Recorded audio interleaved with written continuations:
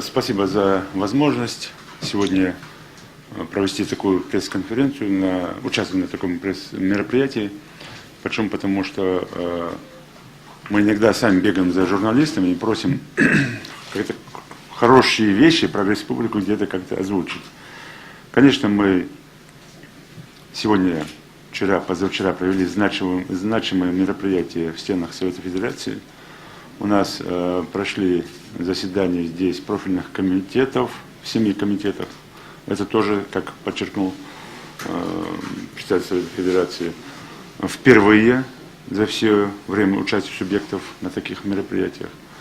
И то, что вчера, позавчера наши министры, другие руководители, побывавшие на этих заседаниях комитетов, многие вопросы изучили, довели до сенаторов и заручились поддержкой, это очень значимо для Республики Ингушетия.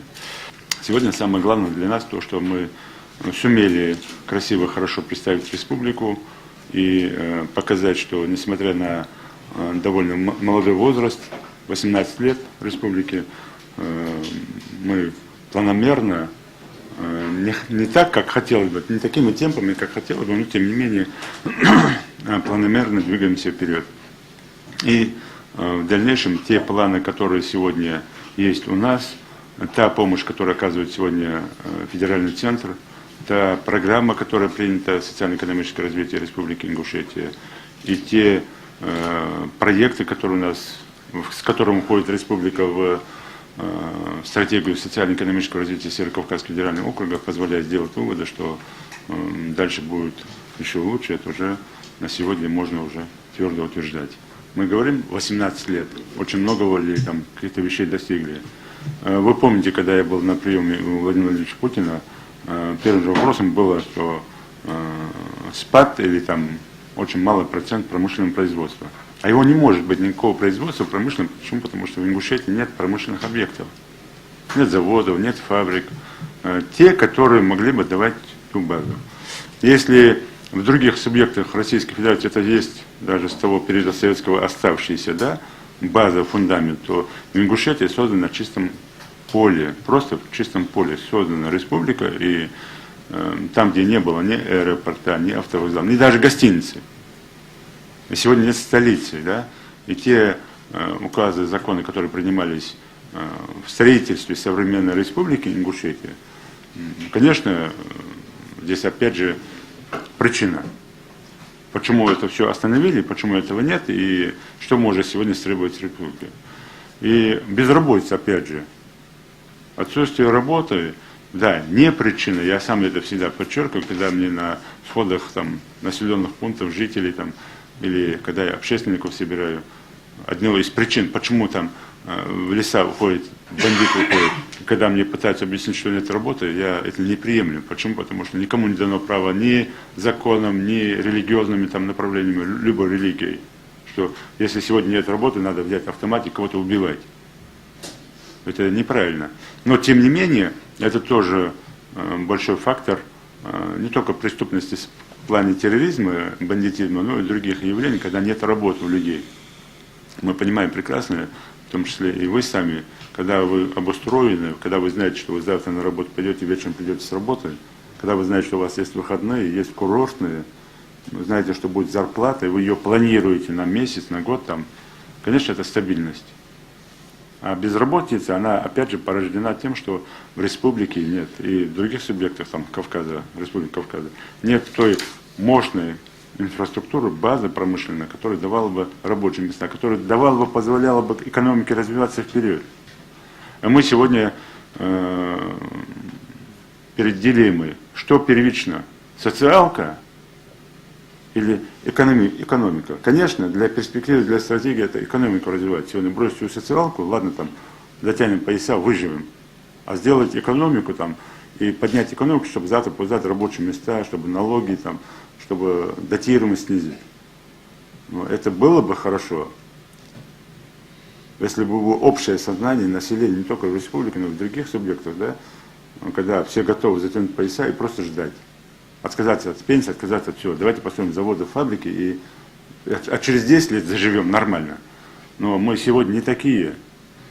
Мы сегодня не такие. И сегодня людям нужна все-таки социалка. И решить эту проблему необходимо сразу не комплексно, там, давайте социалку, а потом экономику.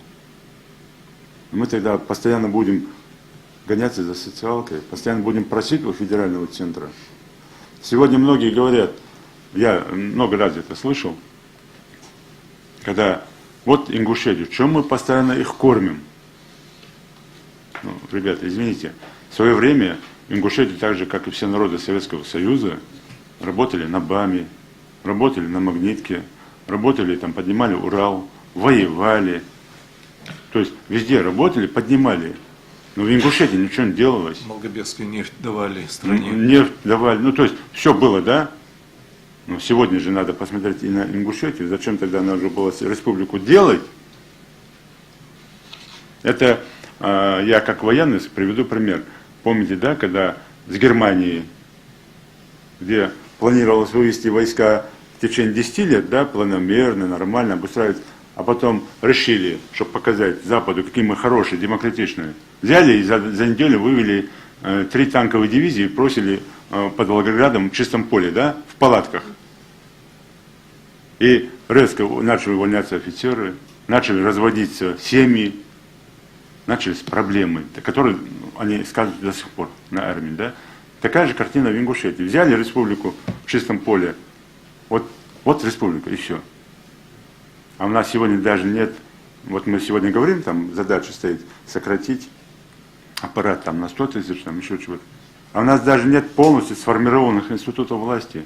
Мы только в этом году Конституционный суд утвердили в республике. И мы, когда мы говорим, нам-то надо вот это, мы не можем не то что сократить, нам надо еще. У нас нет элементарных в республике, элементарного, у нас нет дворца спорта, да, вот даже я вот вам серьезно скажу, собрать 300-400-300 человек просто в одном помещении собрать, провести совещание, где там, да, мне негде, места нет. У нас не было дворца культуры республиканского, не было никаких объектов, у нас нет дома печати даже, вот элементарно, журналисты там, писатели все вот просят, да, вот что-то сделать. У нас все министерства в арендуемых помещениях, в своем большинстве. И только, благо, большое спасибо федеральным ведомствам, которые за свой счет строят там своим структурам, направлениям в республике какие-то хорошие там современные здания. Вот она и вся проблема. Ее-то надо решать комплексно. Я бы, конечно, в первую очередь, все-таки, хоть я и говорил сейчас, что надо экономику развивать, но в первую очередь я бы, конечно, обратил сегодня внимание на социалку. Социалку в сфере образования.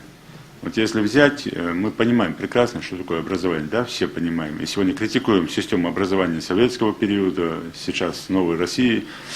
В республике у меня нехватка ученических мест на сегодняшний день более 20 тысяч. Это на 516 тысяч населения. В республике у меня 50% школ 3 смены учатся. У меня по соотношению к другим субъектам всего лишь обеспечить дошкольными учреждениями, детскими садиками, яслями 10% на республику. Это огромная проблема. Опять же, это то, что я говорил сейчас перед своим вот этим предыдущим вопросом, когда сказали, вот республика, и все думают, что вот она есть республика. Поэтому, конечно, мы здесь должны. Все здесь здравоохранение. У нас сегодня наибольшая рождаемость по всем субъектам. Но при этом детская смертность еще наибольшая. У нас нет, я не то, что там сегодня требую, да, какой-то там перинатальный центр. У нас нет даже детской больницы в республике. При такой рождаемости нет детской больницы до сих пор. Нету перинатального центра. Его там 5 лет назад начали строить, его там заморозили. И почему-то многие считают, он там не нужен. Ну хорошо, я согласен, не нужен. Тогда давайте альтернативное что-то. Что-то же должно быть.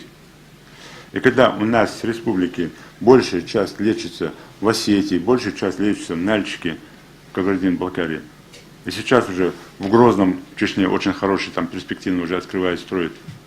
Я опять же задаю вопрос, ну почему нужно обязательно какой-то катаклизм, чтобы понять, что здесь надо построить? Знаете как, наверное, везде есть правила, да, игры. Вот есть класс ученический, да, химии. И все понимают, что в этом классе должно быть, для того, чтобы ученик там получил какое-то нормальное образование. Также должно быть, наверное, республика, и что там первично, да, что там должно быть. Вот эти сферы, которые сегодня, сферы направления, например, того же, если экономическое там брать, да, направление, скажу, серьезный вопрос сегодня представляет агропромышленный комплекс. Да, понятно, что для даже развитых государств агропромышленный комплекс он особо прибыли не приносит. Но это все-таки направление, где людей всегда держат прикованных к земле. Это направление, которое надо субсидировать, софинансировать, чтобы люди не отучились от земли, о чем мы происходим. Это серьезный провал, опять же, в республике. Мы здесь тоже очень серьезно нарабатываем и хотим поднять это направление. Промышленная база, та база, которая создала бы возможность минимизировать датируемость. Да, понятно, что мы будем датируемы, понятно, что мы не можем там полностью себя обеспечивать, даже при всем хорошем раскладе. Но, тем не менее, создать ту промышленную базу, то, что мы сейчас говорили, вот это тоже такой акцент, серьезное направление. Но в сфере социалки, еще скажу, такое направление, вот сейчас у нас большая проблема стоит оползневой зоны. Я этим живу. Почему? Потому что как только крупные дожди проходят, все, у нас целая комиссия во главе с председателем правительства, или я сам сюда выезжаю, и мы стоим в этой оползневой зоне и смотрим, где что сейчас обрушится. Целые бригады стоят, смотрят, чтобы никто там, никого, ну, то есть выселяем людей, отселяем, переселяем. И сегодня решить эту проблему, она не сегодняшняя, она десятилетия, эта проблема. Ее мы тоже сейчас пытаемся пробить. Вот я сегодня на пленарном заседании буду докладывать и просить сенаторов оказать в этом тоже помощь, поддержку. В сфере водообеспечения. Принято считать, да, Кавказ, горы, чистая вода. Далеко не так. Горные реки, да, чистые. А то, что скважины, то, что там было уже устаревшее, ну это по всей России, понятно, это везде так. Оно все в системе ЖКХ, она там изношенность, там, наверное, 70-80% везде. Опять же, это проблема накладывается. Вот такие приоритеты мы для себя делаем, и они и в социально-экономическое развитие, в стратегию, они забиты тоже в этом плане.